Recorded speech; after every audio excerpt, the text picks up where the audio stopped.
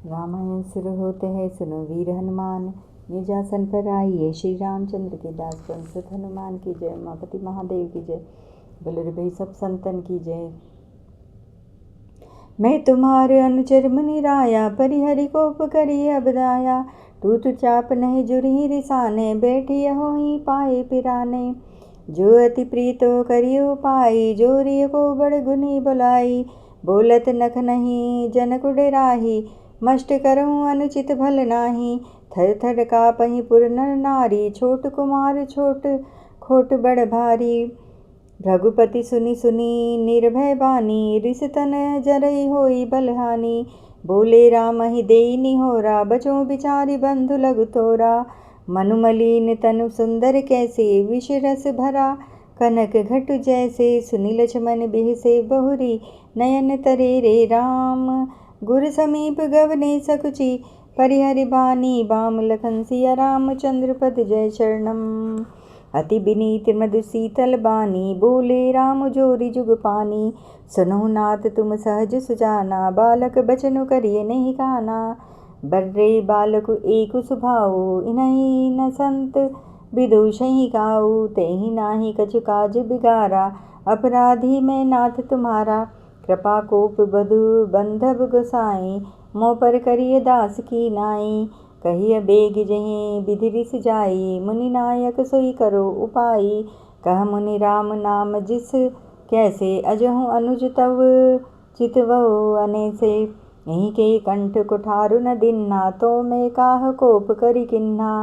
गर्भ स्रवहि अव निपुरवनी, सुनि कुठार गति घोर।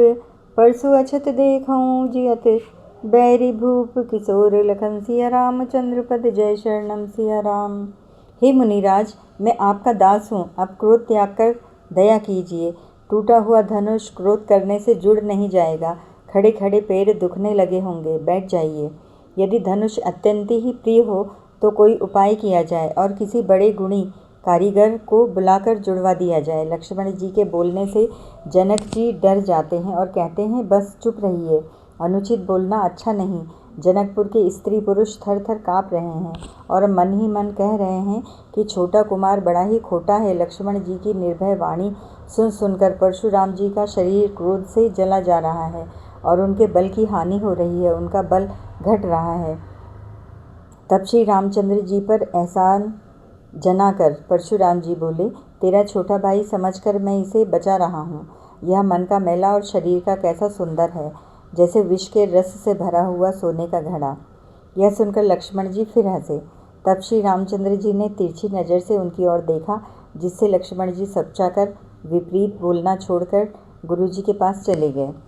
श्री रामचंद्र जी दोनों हाथ जोड़कर अत्यंत विनय के साथ कोमल और शीतल वाणी बोले, हे नाथ सुनिए, आप तो स्वभाव से ही सुजान हैं। आप बालक के वचन पर कान न दीजिए, उसे सुना अनसुना कर दीजिए। बड़े और बालक का एक स्वभाव है, संतजन इन्हें कभी दोष नहीं लगाते।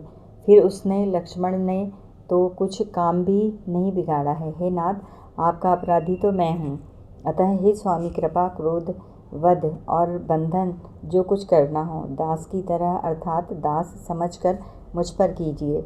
जिस प्रकार से शीघ्र आपका क्रोध दूर हो, हे मुनिराज बताइए, मैं वही उपाय करूं। मुनि ने कहा, हे राम, क्रोध कैसे जाए, अब भी तेरा छोटा भाई टेढ़ा ही ताक रहा है।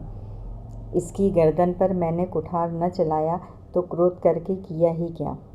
मेरे जिस कुठार की घोर करनी सुनकर राजाओं की स्त्रियों के गर्भ गिर पड़ते हैं, उसी फरसे के रहते मैं इस शत्रु राजपुत्र को जीवित देख रहा हूँ। जय श्री राम।